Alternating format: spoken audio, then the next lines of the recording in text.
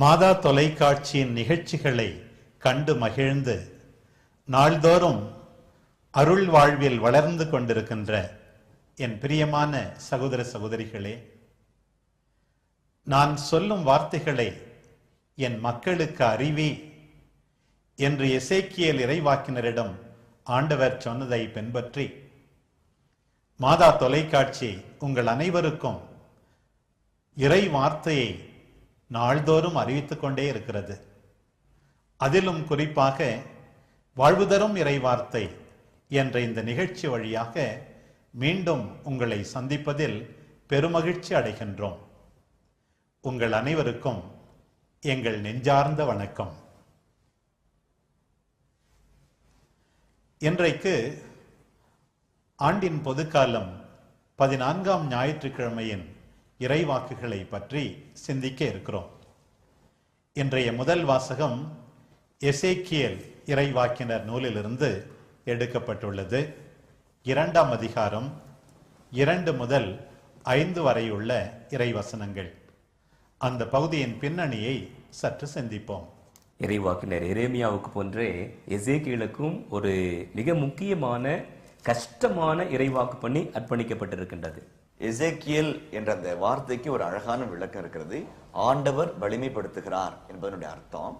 இந்த எசேக்கியேல் இறைவாக்கு புத்தகத்துல மொத்தம் 48 அதிகாரங்கள் இருக்குது. அதுவும் குறிப்பா எசேக்கியேல் இறைவாக்கு புத்தகத்தின் முதல் 3 அதிகாரங்கள் இறைவாக்குடைய அழைப்பை பற்றி அழகா சொல்லப்பட்டிருக்கிறது. எரேமியாவுக்கு முதல் அதிகாரத்துல, ஏசாயாவுக்கு 6ஆம் அதிகாரத்துல இப்படி சொல்லப்படுறது. ஆனா எசேக்கியேலுக்கு மட்டும் 3 அதிகாரங்களிலும் அழைப்பு விளக்கமா சொல்லப்பட்டிருக்கிறது. அதிலிருந்து ஒரு பகுதி தான் 2ஆம் அதிகாரத்தின் 2 முதல் 5 வரை இறை வார்த்தைகளை நம்ம பார்க்கிறோம். எசேக்கியேல் இறைவாக்கினர் இஸ்ராயல் மக்களுடைய ஒரு மிகப்பெரிய ஆன்மீக வழிகாட்டி. இவர் எருசலேமில் பிறந்தவர், ஒரு யூத குருவானுடைய மகன். அதே போலவே இறைவாக்கினர் எரேமியாவை நன்கு அறிந்திருந்தவர். இயேசு பிறப்பதற்கு 597 ஆண்டுகளுக்கு முன்பாகவே நெபுகாத்நேசர் அரசர் எருசலேமை தரைமட்டமாக்குகின்றார். அதே போலவே மிக முக்கியமான மனிதர்களை எல்லாம் அடிமைகளாக எடுத்துச் செல்கின்றார். அப்படி அழைத்துச் செல்லப்பட்டவர்களில் எசேக்கியேலும் ஒருவர். அங்கு போய் ஏறக்குறைய 6 ஆண்டுகளுக்கு முன்பாக தான் இந்த இறைவாக்கு பணியை அவர் ஆரம்பிக்கின்றார். மானிடா, எழுந்து நில், உன்னோடு நான் பேசுவேன் என்றார். அவர் என்னோடு பேசுகையில் ஆவி என்னுள் புகுந்து என்னை எழுந்து நிற்கச் செய்தது. அந்த இறைவனுடைய ஆவியை பெற்றுக்கொண்டதனால் இறைவனின் வார்த்தைகளை வல்லமையாய் அவர் வெளிப்படுத்துகிறதை நாம் பார்க்கிறோம். எந்த ஒரு இறைவாக்கினரும் இறைவனுடைய ஆவியோ இறைவனுடைய வார்த்தையோ பெற்றுக்கொண்டவராய் இருப்பதற்கு இந்த பகுதி ஒரு சான்றாகவும் அமைகிறது. அதிகமாக நாம் கேள்விப்படுவது எக்ஸைல், அதாவது நாடு கடத்தப்படுவதற்கு முன்பும் மக்களோடு இருந்தார், நாடு கடத்தப்பட்ட போது மக்களோடு இருந்தார், அதற்கு பிறகும் அவர் விடுதலை பெற்ற பிறகும் இருந்தார்.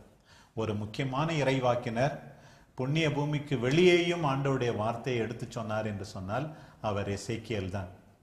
இன்னும் ஒன்றையும் நாம் தெரிந்து கொள்ள வேண்டும். இறைவாக்கினருடைய பணி தாமாக விரும்பி தேர்ந்து கொண்டது என்று நாம் சொல்ல முடியாது. கடவுள் கல்தேய நாட்டிலிருந்து இவரை அழைப்பதாக முதல் அதிகாரத்திலேயே கொடுக்கப்பட்டுள்ளது. அதே போல என் வார்த்தையை ஏட்டு சுருளை உன் வாயில் வைக்கிறேன், நீ அதை தின்ன வேண்டும் என்று கடவுள் சொல்கிறார். அவர் காட்சி காணும் போது முகம் குப்புற விழுகிறார். கடவுள் சொல்வதை மக்களுக்கு அவர் சொல்ல அனுப்பப்படுகிறார். கடவுளே சொல்லுகிறார், மக்கள் ஏற்றுக்கொள்ள மாட்டார்கள் என்று. அந்த சூழ்நிலையிலும் அந்த அவருடைய பணியை நிறைவேற்ற வேண்டிய நிலையிலே இருக்கிறார். கடவுள் சொல்கின்ற அந்த வார்த்தையை இவர்கள் கேட்டு மக்களுக்கு சொல்கின்ற, ஆங்கிலத்தில் சொன்னா the prophet was the mouthpiece of God. அதான் 2 பகுதி. முதலாவது இறைவாக்கினர் எப்படி இறை வார்த்தை பெற்றுக்கொள்கிறார், பெற்றுக்கொள்கின்ற இறை வார்த்தை எதை பற்றி இருக்கிறது, அந்த மக்களுடைய மனநிலையும் வாழ்க்கை நிலையும் படம் பிடிப்பதாக அமைகிறது. மோயிசந்தே அதே மாதிரி தான் இல்லைங்களா? இந்த வணங்கா காலத்துக்கு மக்கள்கிட்ட என்கிட்ட அனுப்புறீங்களே அப்படிலாம் இருக்கிறாங்க. ஒவ்வொருத்தருக்கும் இந்த ஒரு பின்னணி நம்ம இருக்கிறது எப்பொழுதுமே பார்க்கணும். மக்களுடைய இதயம் எவ்வளவு கடினமானதா இருக்குது. ஒரு அவர்கள் எதிலுமே ஏற்றுக்கொள்ளாத ஒரு தடித்த இதயத்தை கொண்டவர்களாக, கல்லான இதயத்தை கொண்டவர்களாக இருக்கிறாங்க. முதல் வாசகத்துல 2ஆம் அதிகாரத்துல 4 அடைமொழிகளை கடவுள் இஸ்ராயல் மக்களுக்கு கொடுக்கிறார்.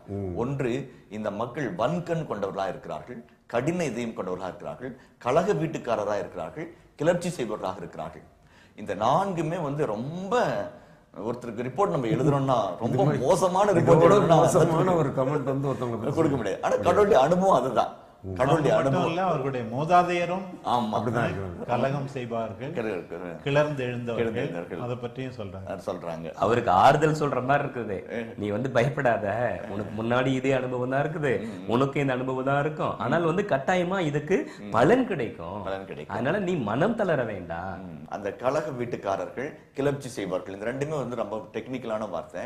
எபிரேய மொழியில மடார் அப்படின்னு சொல்லி ஒரு வார்த்தை இருக்குது. அந்த வார்த்தை எப்படின்னாக்க, இந்த அப்சலோம் தாவீதுக்கு எதிராக கிளர்ச்சி செய்கிறார். நீ அரசனா இருக்க, நான் அரசனாக கூடாதா என்று கிளர்ச்சி செய்கிறார். ஏறக்குறைய அதே மனநிலை தான், கிளர்ந்தெடுகின்ற மனநிலை. அந்த இறைவன் அரசராக இருக்கிறார், நான் உங்கள் அரசராக இருக்கிறேன், நீர் எங்களுக்கு அரசனாக இருக்க தேவையில்லை என்று மக்கள் கிளர்ந்திருக்கிறார்கள். இது கிளர்ந்தெடும் மனப்பான்மை. கழக வீட்டுக்காரர்கள் எப்படின்னாக்க, ஒரு பேரரசன் இருக்கிறான், ஒரு சிற்றரசன் இருக்கிறான். இந்த பேரரசன் சிற்றரசனுக்கு பாதுகாப்பு கொடுக்கணும், சிற்றரசன் பேரரசனுக்கு கப்பம் கட்டணும். இப்ப இந்த சிற்றரசன் என்ன பண்றான், நீ என்ன எனக்கு தலைவனா இருக்கிறது என்று சொல்லி போட்ட ஒப்பந்தத்தை மீறி, வரையறைகளை தாண்டி வெளியே மீறி நடப்பது. அதாவது எபிரேய வார்த்தை சொன்னாங்க பேசா அப்படின்னு சொல்லுவாங்க.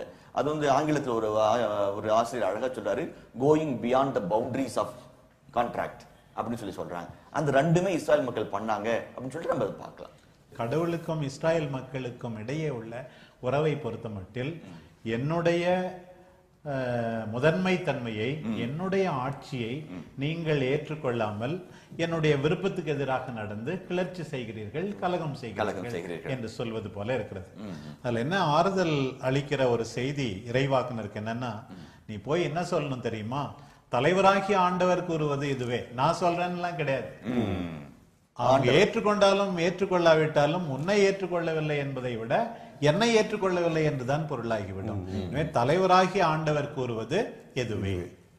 நம்மளை ஏத்துக்கிறாங்களோ ஏத்துக்கலையோ, அவங்க நம்மளை நம்ம சொல்ற விஷயத்தை கவனித்து அதன் பிற நடக்கிறாங்களோ நடக்கலையோ, ஆண்டவர் சொல்லக்கூடிய காரியத்தை நம்ம சொல்லணும். தங்களிடையே ஒரு இறைவாக்கினர் வந்துள்ளார் என்பதை அறிந்து கொள்ளட்டும்.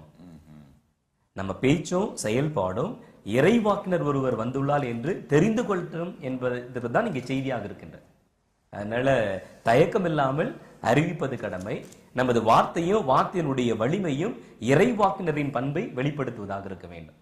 மக்கள் குடும்பமாக இருந்தாலும் சரி, பணித்தளமாக இருந்தாலும் சரி, பங்காக இருந்தாலும் சரி, எந்த இடமாக இருந்தாலும் சரி, இறைவாக்கினராக அடையாளம் கண்டு கொள்ள செய்ய வேண்டியது திருமுழுக்கு பெற்ற ஒவ்வொரு கிறிஸ்தவரின் தார்மீக கடமை. நிறைய குடும்பங்கள்ல பெற்றோரை கேட்கும் போது, ஏமா உன் பிள்ளைய திருத்தக்கூடாதான்னு சொல்லும்போது, நான் திருத்தினா யாரு சாமி கேட்கிறாங்க என்று நிறைய பேர் சொல்லுகிறார்கள். யாரும் கேட்க மாட்டார்கள், எனவே நான் பேச மாட்டேன் என்று சொல்லுகிறார்கள். ஆண்டவருடைய வார்த்தை இங்கே மிக தெளிவாக இருக்கிறது. அவர்கள் செவி சாய்த்தாலும் செவி சாய்க்காவிட்டாலும் நீ சொல்ல வேண்டும், என்னுடைய விருப்பத்தை சொல்ல வேண்டும், தவற்றினை கண்டிக்க வேண்டும்.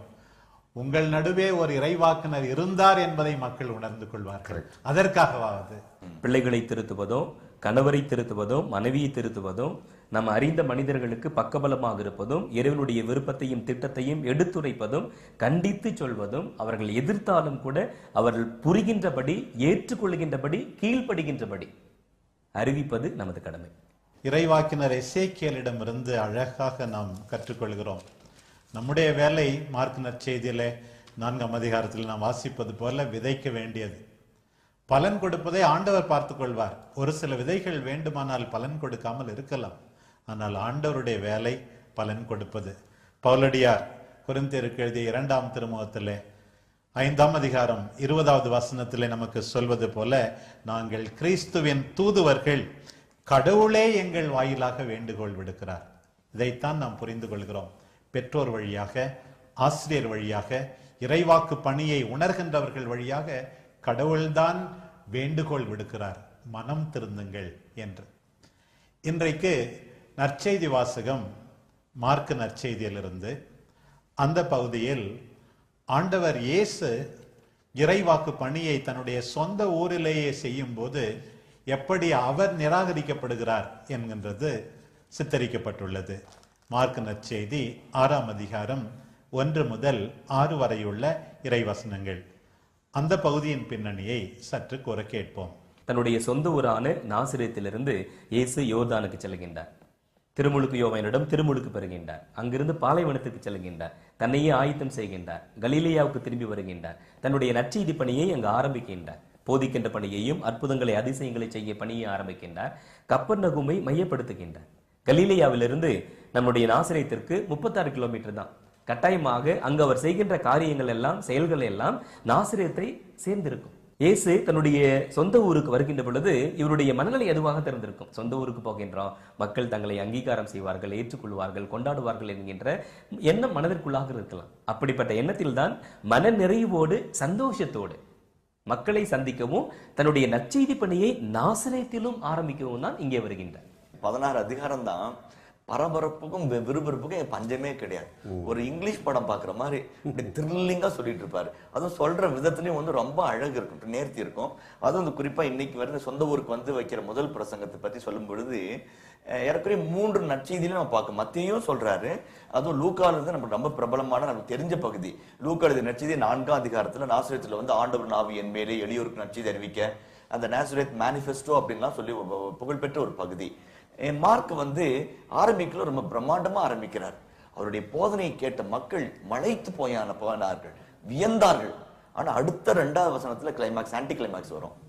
அதை நம்ம பார்க்கிறோம். இது வந்து சாதாரணமா இன்றைக்கு நம்ம பார்க்கக்கூடிய ஒரு ஒரு விஷயமா தான் வந்து பார்க்கிறோம். ஆனா அதையும் கடந்து இதுல ஏதோ வந்து ஒரு ஆழமான ஒரு செய்தியை வந்து கடவுள் நமக்காக சொல்றான்றது மட்டும் நமக்கு நல்லாவே தெரியும். மத்தேயு நற்செய்தியாளர், மார்க் நற்செய்தியாளர், லூக்கா நற்செய்தியாளர் 3 பேருமே சுட்டி காட்டுகின்றார்கள்.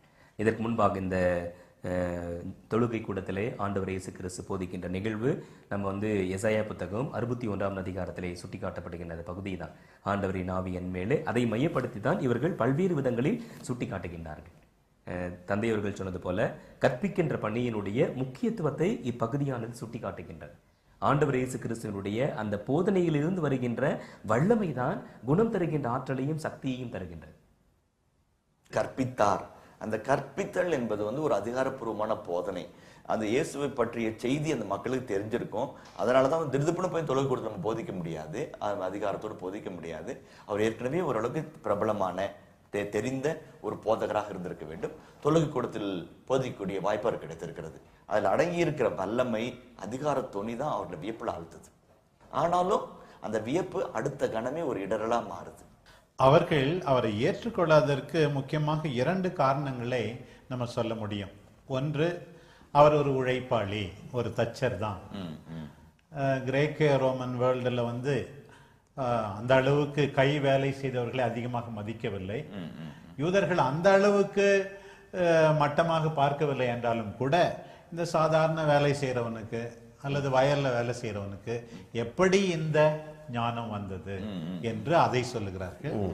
இன்னொன்று, மரியாவின் மகன் தானே, இவருடைய சகோதரர் எல்லாம் நம் பக்கத்துல இல்லையா அதெல்லாம் சொல்லி, அதனால இந்த 2 காரணத்தை சொல்லி ஆண்டவரை ஏற்றுக்கொள்ள அவர்கள் தயங்குகிறார்கள் என்று இன்றைய வாசகம் வந்து சொல்லி இருக்கிறது. அதை வந்து அழகா ஒரு அறிஞர் சொல்றாரு, the physical knowledge about Jesus hindered the people to have the spiritual knowledge about Jesus அப்படி சொல்லி சொல்றாங்க. வழக்கமாக நம்முடைய பிரிவினை சகோதரர்கள் எல்லாம் வந்து இந்த பகுதியை சுட்டி காட்டி பேசுகின்ற பொழுது மரியாவை மட்டம் தட்டவும் இயேசுனுடைய குடும்ப வாழ்க்கையை பற்றி குறை கண்டுபிடிக்கவும் இந்த பகுதியை பயன்படுத்துவார்கள். ஆனா வந்து இங்க ஒரு அருமையான செய்தி வழங்கப்படுகின்றது. இவர் மரியாவின் மகன் தானே, ஒரு பக்கம் சூசையப்பர் இருந்திருக்கலாம், அதனால் சுட்டி காட்டப்படுகின்றது என்று சொன்னாலும் கூட மரியன்னையை பற்றிய ஒரு அருமையான செய்தி இங்கே கொடுக்கப்படுகின்றது. இயேசுனுடைய பிறப்பு நிகழ்வுகளில் அன்னையினுடைய இடம், அதே போலவே இயேசுனுடைய நற்செய்தி பணிகளில் அன்னை மரியாளுடைய இடம், இயேசுனுடைய பாடுகளில் அன்னை மரியாளுடைய இடம், இயேசுனுடைய உயிர்ப்பில் அன்னை மரியாளுடைய இடம், அதே போலவே இயேசுனுடைய உயிர்ப்புக்கு பிற்பாடு ஆரம்பிக்கப்பட்ட நற்செய்தி பணிகளிலும் அன்னை மரியாளுடைய இடம். ஒரு நீங்காத இடத்தை அன்னை மரியா இடம் பெற்றிருக்கின்றார்கள் என்பதை பிரிவினை சகோதரர்கள் நன்றாக உணர்ந்து கொள்ள வேண்டும். அதற்காகவும் இந்த பகுதியானது சுட்டி காட்டப்படுகின்றது என்பதை ஒரு சில விவிலிய அறிஞர்கள் அழகாக வரையறுத்து இங்கு விளக்கம் தருகின்றார்கள். அவர்களுடைய நம்பிக்கையின்மையை கண்டு அவர் வியப்புற்றார். அவருடைய போதனையை கண்டு வியந்ததாக முதல் வசனம் சொன்னது. இப்போது நம்பிக்கையின்மையை கண்டு ஆண்டவர் வியப்புற்றதாக சொல்லப்பட்டிருக்கிறது. ஆண்டவர் வந்து இன்னொரு தடவை வியப்புற்றார் என்று சொல்லும் போது அந்த நூற்றுவர் தலைவனுடைய நம்பிக்கையை கண்டு வியப்புற்றார். தன்னுடைய சொந்த ஊரினரின் நம்பிக்கை இன்மையை கண்டு ஆண்டவர் வியப்புற்றார். இதை பற்றி ஹென்றி நோவன் ரொம்ப அழகாக சொல்லியிருக்கிறார். ஆண்டவர் 2 முறை வியப்புற்றார். ஒரு முறை நம்பிக்கையை கண்டு, இன்னொரு முறை நம்பிக்கையின்மையை கண்டு. மக்கள் இயேசுவினுடைய வார்த்தைகளையும் அவருடைய வல்லமையையும் பார்த்து நம்பிக்கை கொள்ளாமல் இயேசு என்கின்ற ஆளை பார்த்து அவரை எதிர்க்கவும் புறக்கணிக்கவும் வெறுக்கவும் ஆரம்பிக்கின்றார். நம்முடைய அருள் அடையாளங்களின் மேன்மையை கூட நாம் உணர்வதில்லை. கிட்ட கிட்ட இருந்தாலும் தொட்டுக்கொள்ளாத தண்டவாளங்கள் மாதிரி, நம்ம பக்கத்திலே இருக்கிற மாதிரி இருந்தாலும் கூட அந்நியமாகவே பல சமயங்களில் நாம் இருந்து விடுகிறோம். இதையெல்லாம் உணர்ந்து கொள்ளவும் இது வாய்ப்பு. ஒன்று, நாம் இயேசுவின் அழைப்பை ஏற்றுக்கொள்ள வேண்டும். இரண்டாவது, இயேசுவை ஏற்றுக்கொள்ள வேண்டும். பிரியமானவர்களே, இறைவாக்கினர் எசேக்கியேல் ஏற்றுக்கொள்ளப்படவில்லை. நம் ஆண்டவர் இயேசுவும் தன்னுடைய சொந்த ஊரிலே புறக்கணிக்கப்பட்டார். இவர்கள் மனம் தளராமல் தங்கள் பணியை நிறைவாக செய்தார்கள். தன் பணியினோட பவுலடியார் எத்தனை சவால்களை சந்தித்தார். ஆண்டவருடைய அருள் அவருக்கு எவ்வாறு துணை நின்றது என்றெல்லாம் இன்றைய 2வது வாசகத்திலே நாம் வாசிக்க கேட்கிறோம். கொரிந்தியருக்கு எழுதிய 2ஆம் திருமுகம் 12ஆம் அதிகாரம் 7 முதல் 10 வரையுள்ள இறைவசனங்களின் பின்னணியை சற்று சிந்திப்போம். கொரிந்தியருக்கு எழுதிய 2ஆம் திருமுகத்தின் 10, 11, 12 ஆகிய இந்த 3 அதிகாரங்கள் சற்று தனி சிறப்பு வாய்ந்தவை. கிரேக்க ரோமானிய பேச்சுக்களை, இந்த ரெட்டாரிக்ஸ் சொல்றதுல இந்த பகுதி வந்து ஒரு முக்கியமான பகுதி. அதுல வந்து இந்த ரெட்டாரிக்ஸ்ல வந்து ஒரு முக்கியமான ஒரு எலமெண்ட் இருக்குது. பெரிய அவுட்டாலஜியா அப்படின்னு சொல்லுவாங்க. பேசுகிறவர் தன்னை பற்றி பேசுவார், தன்னை பற்றி பேசுவார். அதுவும் பாருங்க, இந்த 12ஆம் அதிகாரத்துல முதல் 6 வசனம் இருக்குது. அதுல எண்ணி பார்த்தோம்னாக்க கிட்டத்தட்ட 7 முறை பெருமை பாராட்ட, பெருமை பாராட்ட, பெருமை அப்படிப்படி அது வருது. இப்ப எனக்கு ரொம்ப சந்தோஷமான செய்தி என்னன்னாக்க, பவுல் வந்து தன்னுடைய பணியை பற்றி பெருமை பாராட்டுகிறார், காட்சிகளை பற்றி பெருமை பாராட்டுகிறார், தனக்கு அருளப்பட்ட கொடைகளை பற்றி பெருமை பாராட்டுகிறார். ஆனா பெருமை பாராட்டுன்னு சொல்லி வரும்போது எதை பத்தி பேசுறாரு? தன் உடலில் முல்லை போல் தைத்துக் கொண்டிருக்கிற ஒரு துன்பத்தை பற்றி பெருமை பாராட்டுகிறார். உன்னதமான ஒரு வாக்குறுதியையும் இந்த வாசத்துல பார்க்கிறோம். கடவுள் சொல்றாரு பவுலுடைய அங்கலாய்ப்புக்கு, நான் தரும் அருள் உனக்கு போதும். இந்த ஒரு வசனம் போதும் நம்மளுக்கு இந்த வருஷம் ஃபுல்லா நம்ம நிறைவா இருக்கிறதுக்கு. இறைவனால் தான் வாழ்ந்து கொண்டிருக்கிறோம், இறைவனுடைய அருளால் தான் வாழ்ந்து கொண்டிருக்கிறோம் என்பதை நிலையை மறந்துவிட்டு, பல சூழ்நிலைகளில் நமது பலவீனங்களை எல்லாம் மறந்துவிட்டு நம்மை பெருமைப்படுத்துகின்ற அவல நிலை இருக்கின்றது. அதுக்கெல்லாம் சவுக்கடி அடிக்கிற மாதிரி தான் பவுலடிகளார் சொல்லுகின்றார், நான் இருமாப்பு அடையாதுவார். அப்படின்னா நம்முடைய பலவீனங்கள் வந்து நமக்கு இண்டிகேட்டர்ஸ், கடவுளுடைய அருளை உணர்ந்து கொள்ள வாய்ப்பு. அதனாலதான் பார்க்கிறோம், தன்னுடைய பலவீனங்களில் கடவுளுடைய பலத்தை பார்க்கிறார் பவுலடிகளார். நம்மளும் பேசுவோம், மற்றவங்களும் பேசி கேட்டிருக்கிறோம். என்னன்னா வந்து நான் எப்பவுமே நல்லவனா இருந்திருக்கிறேன், யாருக்குமே என் மனசறிஞ்சு நான் கெடுதல் செஞ்சதில்லை, நான் ஜெபம் தவறுனதில்லை, இல்லை நம்ம. ஆனால் எனக்கு ஏன் கடவுள் இதை வந்து கொடுக்கணும்? ஆனால் இங்கே நீங்கள் பார்த்தீங்கன்னா இந்த குறை வந்து நான் வந்து ஒழுங்காக இருக்கணுன்றதுக்காக வேண்டி, கடவுளுடைய மகிமை வெளிப்படுத்தணுன்றதுக்காக வேண்டி கடவுள் என்னை கொடுத்துருக்கிறாரு ஒரு பெருமையை நினைக்கிறாரு. பார்த்தீங்களா, அது வந்து சாதாரணமான மனிதர்களுக்கு இது வந்து இந்த ஒரு மனப்பக்குவம் வராது. பெருங்குறைன்னு சொல்றாரு, உடலில் தைத்த முள் போல்னு சொல்றாரு, என்னை வருத்தி கொண்டே இருக்குதுன்னு சொல்றாரு. இப்ப விவிலிய அறிஞர்கள் மத்தியில் பல்வேறு விதமான கருத்துக்களை அவங்க முன்வைக்கிறாங்க. இந்த முள் போல்றதுக்கு ஸ்கோப்லோஸ் அப்படின்னு கிரேக்க வார்த்தை சொல்லுது. அதுக்கு என்னன்னாக்க ஒரு ஊசி மாதிரியோ ஒரு ஆயுதம் மாதிரியோ சதையை குத்தி கிழிச்சு அப்படி ஓயாத வழி தர மாதிரி ஒரு அனுபவம். 3 வகையான கருத்துக்களை சொல்றாங்க. ஒன்று வந்து ஏதோ ஒரு உடல் வியாதியினால பவுலடிகளார் ரொம்ப துன்பப்பட்டிருக்கணும். இன்னும் சில பேர் என்ன சொல்றாங்க, இது உடல் வியாதி கிடையாது, அவருக்கு கொடுக்கப்பட்ட எதிர்ப்புகள். மூணாவது இன்னும் ஒரு சிலர் இன்னும் ஒரு படி தாண்டி போய் சொல்றாங்க, இது வந்து ஸ்பிரிச்சுவல் ஸ்ட்ரகிள், அவருக்கு வந்து அவர் அனுபவிச்ச பாலியல் சம்பந்தப்பட்ட ஒரு இதா இருக்கலாம், சோதனைகளா இருக்கலாமா, இச்சுக்குரிய வாழ்க்கையினுடைய போராட்டமா இருந்திருக்கலாம் கூட அப்படிலாம் சொல்றாங்க. ஆனா பல விதமான கருத்துக்கள் இருந்தாலும் நிறைய அறிஞர்கள் ஏற்றுக்கொள்ளக்கூடிய ஒன்று வந்து உடல் விவாதம் தான். எப்படி இருந்தாலுங்க, ஆனா பவுல் வந்து ரொம்ப அதனால வருத்தப்பட்டிருக்கிறார். அதனாலதான் சொல்றாரு, 3 முறை வருந்தி வேண்டினேன்னு சொல்றாரு. பவுலடியார் திருப்பி திருப்பி சொல்றது, இப்ப 1 கொரிந்தியர்ல நம்ம வாசிக்கிறோம், பெருமை பாராட்டுவோர் ஆண்டவரிடமே பெருமை பாராட்டட்டும். இவ்வளவு அவர் பெருமை பாராட்டினாலும் பெருமை பாராட்டுவோர் ஆண்டவரிடமே பெருமை பாராட்டட்டும். அப்புறம் 1 கொரிந்தியர் 4:10 4:7 நம்ம வாசிக்கிறோம், பெற்றுக்கொள்ளாது எது உன்னிடத்திலே உள்ளது. நான் அடிக்கடி சொல்வது உண்டு, உன்னிடம் உள்ளதெல்லாம் பெற்றுக்கொண்டதாய் இருக்க ஏன் வீண் பெருமை அடிக்கிறாய். நீங்க சொன்ன மாதிரியே 3 முறை வேண்டினேன்னு சொல்லும் போது ஜெத்சமனி தோட்டமும் நமக்கு ஞாபகம் வருது. ஆண்டவர் போய் கண்ணீர் விட்டு கதறி 3 முறை வேண்டினார். அந்த நேரத்துல லூக்கா நற்செய்தி பிரகாரம் தன்னுடைய தூதர்களை அனுப்பி சிலுவை சாவை ஏற்றுக்கொள்ள ஆண்டவர் வல்லமையை கொடுக்கிறார். இங்க பாருங்க, நான் தரும் அருள் உனக்கு போதும். அது தூதர்கள் வழியாக இருக்கலாம், நண்பர்கள் வழியாக இருக்கலாம். நீ தாட்சியோடு இருக்க, இறைவனின் அருளை நம்பி இருக்க, இது ஒரு பாடமாக இருக்கிறது என்று கூட நம்ம கொள்ளலாம். நான் வந்து ரொம்ப கஷ்டப்பட்டு சாமி பார்த்து கண்ணீர் விட்டு அழுது கேட்கிறேன், சாமி எனக்கு இவ்வளவு கஷ்டம் இருக்குது அப்படின்னு சொல்லிட்டு. சாமி என்ன பண்ணிருக்கணும்? என் கஷ்டத்தை எடுத்திருக்கணும். கஷ்டத்தை எடுத்து கஷ்டமே இல்லாம பண்ணிருக்கணும். அதுதான் வந்து என்னுடைய வேண்டுதல். ஆனா இந்த இடத்துல இருக்கிற பியூட்டிஃபுல் ஸ்பிரிச்சுவாலிட்டி என்னன்னாக்க, உனக்கு பிரச்சனை இல்லாம பண்றது என் வேலை கிடையாது. பிரச்சனைகளை சந்திக்க உனக்கு வல்லமை கொடுப்பேன். ஆர்த்தலும் செங்கடல் வந்தாலும் புரண்டிலும் யோர்தான் முன்பாக வந்தாலும் உனக்கு முன்பாய் நான் போன்ற வழியை உருவாக்குவேன், நீ கடந்து போவாய். கிறிஸ்துவ வாழ்க்கை நான் கிளாஸ்ல கூட அடிக்கடி சொல்லுது, Christian life is not a tearless journey, it is a fearless journey trusting in God. நம்முடைய வாழ்க்கையில் பலவீனம் உண்டு. ஆனால் இந்த பலவீனம் நம்மை ஒருபோதும் கிறிஸ்துவிடமிருந்து பிரித்து விடாது. என்னுடைய பலவீனத்தை குறித்த அறிவு எனக்கு இருக்குமானால் என்னுடைய பலவீனம் ஆண்டவரிடமிருந்து என்னை பிரிக்காது, மாறாக ஆண்டவருக்குள் இன்னும் நெருக்கமாக என்னை கொண்டு போய் சேர்க்கும். ஏனென்றால் ஆண்டவருடைய அருள் என்னை திடப்படுத்தும், தேற்றும், பலப்படுத்தும். தாழ்ச்சியோடு தேடினால் போதும், கட்டாயமாக எல்லா விதமான துன்பமாக இருக்கலாம், சோதனையாக இருக்கலாம், உறவு சிக்கல்களாக இருக்கலாம், எப்படிப்பட்ட இடர்பாடுகளாக இருந்தாலும் அவைகளை எல்லாம் ஆண்டவர் ஆசீர்வாதமாக மாற்றி கொடுக்க தயாராக இருக்கார்.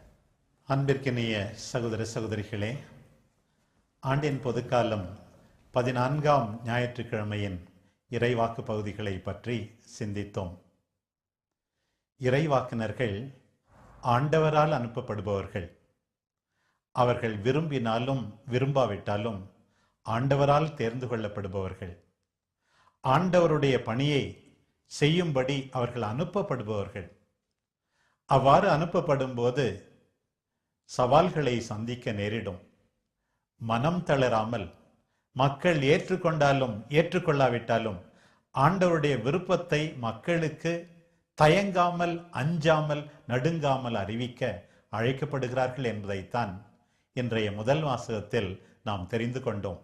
தம் சொந்த ஊருக்கு வந்த ஆண்டவர் இயேசு நிராகரிக்கப்படுகிறார். அவர் தச்சர் என்பதால், அவரை பற்றி மக்கள் எல்லாம் தெரிந்தவர்கள் என்று அவர்கள் நினைத்ததால் அவர் நிராகரிக்கப்பட்டார். ஆண்டவர் அவர்களின் நம்பிக்கையின்மையை கண்டு வியந்தார். நற்செய்தி பணியில் மனம் தளராமல் செயல்பட்ட பவுலடியார் நான் தரும் அருள் உனக்கு போதும் என்று சொன்ன ஆண்டவரின் ஆற்றலால் நிறைவாக வாழ்ந்தார். இறைவாக்கு பணியை நாம் எல்லாரும் செய்ய அழைக்கப்படுகிறோம். இறைவாக்கு பணி செய்வோரை நல்ல மனத்தோடு ஏற்றுக்கொள்ள அழைக்கப்படுகிறோம். ஆண்டவருடைய அருள் நம்மை தேடி வரும்போது பல்வேறு காரணங்களுக்காக அதை உதாசீனப்படுத்தாமல் தொடர்ந்து தூய வாழ்வு வாழ அழைக்கப்படுகிறோம். நம்முடைய பலகீனத்தில் ஆண்டவர் துணை இருப்பார். ஆண்டவருடைய பிரசன்னம் நம்மை வழிநடத்தும். வாழ்வு தரும் இறை வார்த்தை சவால்களை சமாளிக்க நமக்கு சக்தி அளிக்கும் இறை வார்த்தை. வாழ்வு தரும் இறை வார்த்தை நம்மால் ஏற்றுக்கொள்ளப்பட வேண்டிய இறை வார்த்தை. வாழ்வு தரும் இறை வார்த்தை நமக்கு இறைவனின் அருளை வாரி வழங்குகின்ற இறை வார்த்தை. வாழ்வு தரும் இறை வார்த்தை என்ற இந்த நிகழ்ச்சி வழியாக மீண்டும் உங்களை சந்திக்கும் வரை உங்கள் அனைவருக்கும் நன்றி கூறி விடைபெறுகிறோம். இயேசுவுக்கே புகழ். மரியே வாழ்க.